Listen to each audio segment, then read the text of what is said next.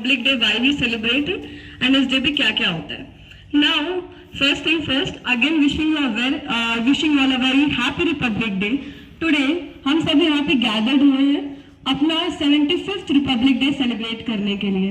But I think इस Republic day के बारे में प्रिंसिपल मैम ने एंड सूरज ने काफी सारी इंफॉर्मेशन हमें ऑलरेडी दे दी है, तो I will keep it short and brief. But I believe कि कोई भी इवेंट को सेलिब्रेट करने से पहले या इवेंट जब हम लोग सेलिब्रेट करते हैं तो हमें उसके 5W के बारे में जरूर नॉलेज होनी चाहिए। अब वो 5W कौन कौन से हैं? तो सबसे पहले what is Republic day? Republic day है क्या? रिपब्लिक डे एक ऐसा डे है जब हमारा जो रिपब्लिक ऑफ इंडिया है, जो हमारी कंट्री है, वो उस दिन को सेलिब्रेट करती है जिस दिन हमारा कॉन्स्टिट्यूशन इंप्लीमेंट हुआ था, लागू हुआ था। Now the second one is when. हमारा रिपब्लिक डे कब मनाया जाता है, कब से स्टार्ट हुआ है? तो हमें ये पता है कि रिपब्लिक डे 26 जनवरी को हर ईयर मनाया जाता है और हमारा कॉन्स्टिट्यूशन इस दिन इंप्लीमेंट हुआ था विच इज 26 जनवरी 1950 को। बट बहुत लोगों में ये कंफ्यूजन होती है कि वो ये नहीं समझ पाते कि रिपब्लिक डे बनाया गया था और रिपब्लिक डे मतलब कॉन्स्टिट्यूशन इस दिन बनाया गया था या कॉन्स्टिट्यूशन इस दिन इंप्लीमेंट हुआ था। देयर आर टू थिंग्स, बनाना और इंप्लीमेंट दो चीजें होती है। तो लेट मी क्लैरिफाई, जो हमारा कॉन्स्टिट्यूशन है वो कई कंट्रीज के कॉन्स्टिट्यूशन को अडॉप्ट करके बनाया गया था, जो हुआ था 26 नवंबर 1949 को। 26 जनवरी 1950 को हमारा कॉन्स्टिट्यूशन इंप्लीमेंट हुआ था। इंप्लीमेंट का मतलब हम लोग ये भी बोल सकते हैं कि उस टाइम से हमारा कॉन्स्टिट्यूशन फोर्स में आ गया था। अब तो इस वजह से आई थिंक अब कंफ्यूजन ये क्लियर हो जाएगा। Next is where is it celebrated? Republic day celebrate होता कहाँ है? तो सबसे फर्स्ट थिंग कि हर स्कूल्स में होता है, इंडिया के हर पार्ट्स में होता है, बट मेनली रिपब्लिक डे 26 जनवरी को राजपाट, जो कि अब उसका ऑफिशियली नेम कर्तव्य पाठ हो गया है, न्यू दिल्ली इंडिया में सेलिब्रेट किया जाता है। किसके सामने किया जाता है? प्रेसिडेंट ऑफ इंडिया के सामने। और now the second question is, now next is how is it celebrated? Celebrate होता कैसे है? तो हमारा बहुत पहले से ये चलता आ रहा था कि जब ब्रिटिश का रूल था तो उस टाइम पे जो ब्रिटिशर्स थे वो एक सेरेमोनियल परेड रखते थे अपना प्रेस्टीज दिखाने के लिए, अपना प्राउड, अपनी ग्लोरी दिखाने के लिए। तो उसी चीज को हम लोग आज कंटिन्यू करते आ रहे हैं, लेकिन एक इंडियन कल्चर के थ्रू।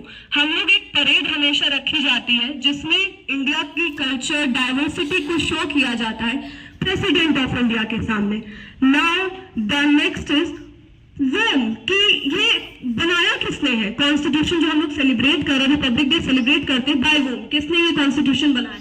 तो आई थिंक ये क्लियर है कि डॉक्टर B.R. अम्बेडकर ने, भीमराव अम्बेडकर ने हमारा कॉन्स्टिट्यूशन बनाया है। एंड क्यों बनाया है? इसके जस्ट छोटा सा एक रीजन था, छोटा सा एक्चुअली बहुत बड़ा रीजन था, because he belong to a Dalit family और उनके साथ बहुत बुरी तरीके से बिहेवियर ट्रीट किया जाता था बचपन से ही।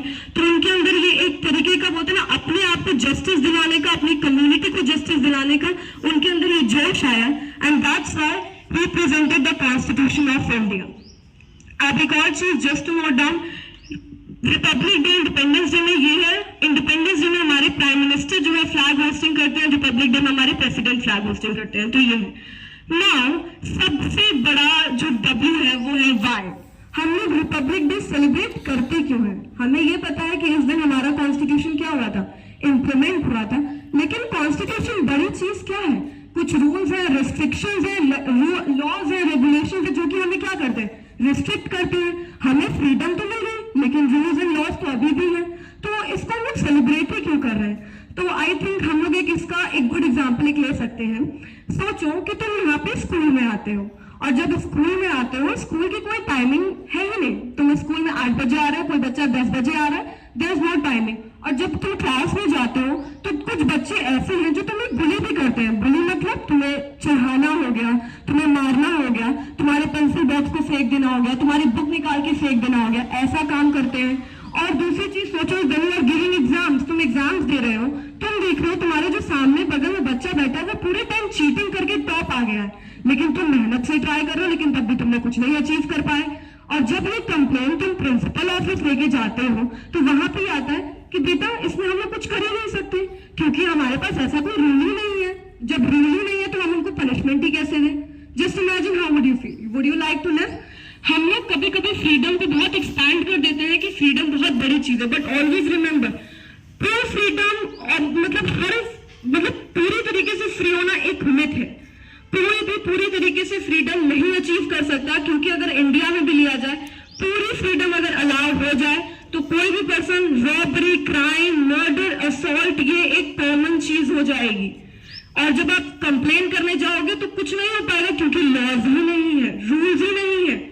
आज हमारे लोगों के अंदर डर ये जरूरी है कि आज हमारा एक कॉन्स्टिट्यूशन बना हुआ है जो कि हमारे राइट को क्या कर रहा है, प्रोटेक्ट कर रहा है। तो एक चीज हमेशा याद रखो, कॉन्स्टिट्यूशन, रूल्स, रेगुलेशन से वही लोग डरते हैं जो इसको तोड़ना चाहते हैं, दूसरों को नुकसान पहुंचाना चाहते हैं। लेकिन जो लोग ना ही किसी को नुकसान पहुंचाना चाहते हैं, अपनी लाइफ जीना चाहते हैं, उनके लिए कॉन्स्टिट्यूशन एक ब्लेसिंग है। तो ऑलवेज रिमेंबर कि ट्रू फ्रीडम या फ्रीडम होना बहुत पूरी तरीके से अच्छी बात नहीं होती है। लॉज, रूल्स जो है वो एक पॉजिटिव तरीका है आपकी लाइफ को आपको प्रोटेक्ट करने का, आपके इंटरेस्ट को प्रोटेक्ट करने का। आई थिंक ये तो पता ही होगा, फंडामेंटल राइट्स भी होते हैं, ड्यूटीज भी होते हैं, which are very important. So I would like to end this and thank you so much for listening.